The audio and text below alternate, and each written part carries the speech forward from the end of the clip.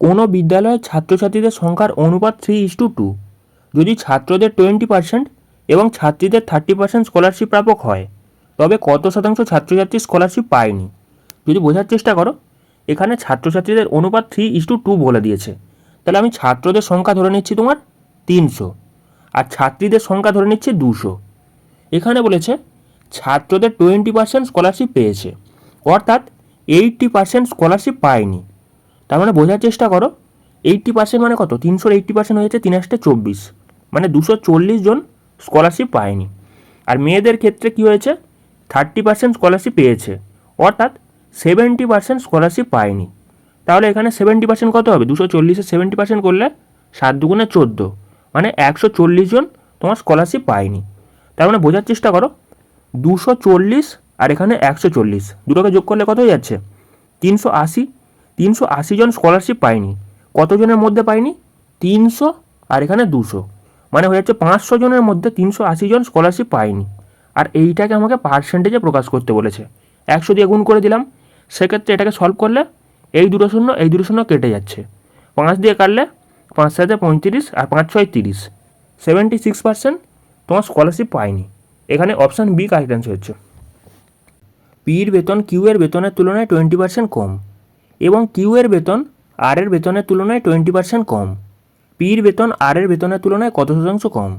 বোঝার চেষ্টা করো, এখানে বলে দিয়েছে পির বেতন কিউ এর বেতনের তুলনায় 20% কম। কিউ এর বেতন যদি আমি 100 টাকা ধরি, তাহলে পি এর বেতন হয়ে যাচ্ছে তোমার 80 টাকা। কিউ এর বেতন আর এর বেতনের তুলনায় 20% কম, তাহলে আর এর বেতন কত হয়ে যাচ্ছে? এখানে বলেছে 20% কম, তার মানে এই 100 যেটা কিউ পাচ্ছে, এইটা হয়ে যাচ্ছে তোমার 80%, আর এখানে 100%-এর ভ্যালু হয়ে যাচ্ছে তোমার আর এর পার্সেন্টেজ। এবার দেখো কি বলেছে, পির বেতন আর এর বেতনের তুলনায় কত শতাংশ কম। পি আর আর এই দুটোকে আমাকে রেশিও ফেলতে হচ্ছে। সেক্ষেত্রে 80:100/80 গুণিত 100। এই পারে 80টাকে কী করবো? এই পারে তুলে দিচ্ছি, মানে বাঁ দিকে হয়ে যাচ্ছে তোমার 80 স্কোয়ার, আর ডান দিকে হয়ে যাচ্ছে তোমার 100 স্কোয়ার। বেসিক্যালি বোঝার চেষ্টা করো, এখানে 20 দিয়ে কাটছি, 4 20 80, এখানে 5 20 100। সেক্ষেত্রে 4 স্কোয়ার মানে কত? 16। 16 হয়ে যাচ্ছে 5 স্কোয়ার মানে 25। এদের রেশিও কত যাচ্ছে? 16:25। আমাকে জিজ্ঞাসা করেছে পির বেতন আর এর বেতনের তুলনায় কত শতাংশ কম। তাহলে এখানে বোঝার চেষ্টা করো, এদের ডিফারেন্স কত? 9-এর ডিফারেন্স। যার বেতনের তুলনায় থাকবে সেটা হয়ে যাচ্ছে বেসিক্যালি তলায়। এখানে দেখো আর এর বেতনের তুলনায় বলে দেওয়া আছে, মানে এখানে 25 তলায় আসছে। আর এটাকে পার্সেন্টেজ করতে গেলে 100 দিয়ে গুণ করে দিচ্ছি, 4 25 অংশ, আর এখানে 4 লং 36, 36% কারেক্ট অ্যান্সার হয়ে যাচ্ছে অপশান এ। কোনো একটি ভোট কেন্দ্রে মোট ভোটারদের 75% ভোট দেন, প্রদত্ত ভোটে 2% ভোট নষ্ট হয়ে যায়। নির্বাচিত প্রার্থী এত ভোট পেয়ে নির্বাচিত হন, যা প্রদত্ত বৈধ ভোটের 75%। মোট ভোট কেন্দ্রে ভোটার সংখ্যা কত? বেসিক্যালি আমি ধরে নেব মোট ভোট কেন্দ্রে ভোটার সংখ্যা এক্স জন। এক্স জনের প্রথমে কী হয়েছে? 75% ভোট দিয়েছে। 75% এখানে ভোট দিয়েছে। তারপরে এখানে বলেছে 2% ভোট নষ্ট হয়ে গেছে, মানে টোটাল কতগুলো বৈধ ভোট হয়েছে? 98% ভোট হয়েছে, তাই তো। তারপর বলেছে নির্বাচিত প্রার্থী এত ভোট পেয়েছে এবং সেইটা 75%, মানে 75%-এর ভ্যালু কত বলে দিয়েছে? এটা ইজিক্যাল টু বলে দিয়েছে তোমার 9261। সেক্ষেত্রে এক্সের ভ্যালু বার করে নিলে তোমাদের অ্যান্সার চলে আসবে। যদি তুমি কাটাকাটি করো, এখানে দেখো 3 25 75, 4 25 100, 3 25 75, 4 25 100। এবার যদি তুমি কাটাকাটি করো, 3 দিয়ে যাচ্ছে, 3 3 9, দুটো সংখ্যা লাভার জন্য একটা শূন্য আসছে, 3 আসছে 24, আছে এখানে 3 7 21। আর যদি তুমি 3 দিয়ে কাটো, সেক্ষেত্রে কত যাচ্ছে? 3 1 3, একটা শূন্য, 3 2 6, আর এখানে 3 9 27। এবার যদি তুমি 2 দিয়ে কাটো, 2 2 4, আর এখানে 4 2 8, 9 2 18। তাহলে এবার 7 দিয়ে যাচ্ছে, 7 7 49। আর এপারে গেলে 7 1 7, এখানে 4 7 28, এখানে 7 7 49। আবার যদি তুমি 7 দিয়ে যায়, সেক্ষেত্রে 7 2 14, 7 1 7। তাহলে এখানে কি পড়ে থাকছে দেখো, এই নিচে 2 4, এই 2 4টা মানে 4 2 8, 8টা ওই পারে 21-এর সাথে গিয়ে গুণ হয়ে যাবে। তাহলে কত যাচ্ছে? 8 1 8, আর এখানে 8 2 16, আর এখানে দুখানা শূন্য আছে দেখো, এই শূন্য দুটো ওপারে উঠে যাচ্ছে, মানে এখানে তোমার এইটা কারেক্ট অ্যান্সার যাচ্ছে। এটা কোথায় আছে দেখো? অপশান সিতে আছে, অপশান সি কারেক্ট অ্যান্সার হচ্ছে।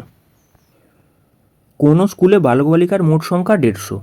যদি বালকের সংখ্যা এক্স জন হয় তবে বালিকার সংখ্যা মোট বালক বালিকার X%। বালকের সংখ্যা কত? এখানে বলে দেওয়া আছে বালকের সংখ্যা এক্স জন, বালক হয়ে যাচ্ছে এক্স, আর বালিকার সংখ্যা মোট বালক বালিকার X%। মোট বালক বালিকা কত? 150 জন। 150 বলেছে তোমার X%, তাহলে এক্স ডিভাইড বাই 100। বালকের সংখ্যা হয়ে যাচ্ছে তোমার এক্স, আর বালিকার সংখ্যা হয়ে যাচ্ছে এইটা। দুটোর যোগফল কত হয়ে যাচ্ছে? 150। কারণ কি? মোট বালক বালিকার সংখ্যা কত বলে দেওয়া আছে? 150। এখান থেকে সলভ করলে এক্সের ভ্যালু বার করলে তোমাদের অ্যান্সার চলে আসবে। এটাকে যদি সলভ করি, একটা শূন্য কেটে দিচ্ছি, 3 5 15, আর এখানে 5 2 10। তাহলে এখানে লস হয়ে যাচ্ছে কত? 2। তাহলে এখানে 2x plus 3x is equal two হয়ে যাচ্ছে তোমার 150। তাহলে এবার এটাকে সলভ করলে হয়ে যাচ্ছে 5x divide by 2 is equal two হয়ে যাচ্ছে তোমার 150। তাহলে তুমি কাটাকাটি করো 5 দিয়ে, 5 3 15, আর একটা শূন্য চলে আসছে। এক্সের ভ্যালু কত হয়ে যাচ্ছে? 30 2 60। এখানে তোমার অপশান ডি কারেক্ট অ্যান্সার হচ্ছে। একটি এসি মেশিনের দাম 15,000 টাকা এবং 10% ডিসকাউন্টে বিক্রি হয়। যদি অফ সিজন ডিসকাউন্ট আরও 5% দেওয়া হয় তবে ক্রেতা কত দাম দেবে? বেসিক্যালি একটা মেশিনের দাম বলে দেওয়া আছে 15,000 টাকা, সেটাকে 10% ডিসকাউন্টে বিক্রি করা হয়, মানে এটাকে 90%-এ বিক্রি করা হয়। আর এখানে বলেছে ডিসকাউন্ট যদি আরও 5% দেওয়া হয়, যদি আরও 5% ডিসকাউন্ট দেওয়া হয় জিনিসটাকে কতই বিক্রি করা হবে? 95%-এ বিক্রি করা হবে। সেক্ষেত্রে এটাকে সলভ করে নাও, তোমাদের অ্যান্সার চলে আসবে। যদি তুমি কাটাকাটি করো সেক্ষেত্রে এখানে 2 শূন্য, এখানে 2 শূন্য কেটে যাচ্ছে, ওপরের এই দুটো শূন্য, এই দুটো শূন্য কেটে যাচ্ছে। এখানে দেখো 9 15 135। 135 যদি তুমি 95 গুণ করো সেক্ষেত্রে তোমার কত অ্যান্সার হবে? যদি তুমি গুণ করো সেক্ষেত্রে কী হচ্ছে? 5 5 25। লাস্টে তোমার ইউনিট ডিজিট 5 থাকছে। এটা দেখো একটাই অপশানে আছে, এখানে তোমার একটাই অপশান, অপশান সি এখানে কারেক্ট অ্যান্সার হয়ে যাচ্ছে। পুরোপুরি করতেই হচ্ছে না, এখানে তোমার অপশান সি কারেক্ট অ্যান্সার হচ্ছে। কোনো আয়তক্ষেত্রের বাহুর দৈর্ঘ্য 20% বৃদ্ধি পেলে তার ক্ষেত্রফল শতকরা বৃদ্ধির পরিমাণ হলো।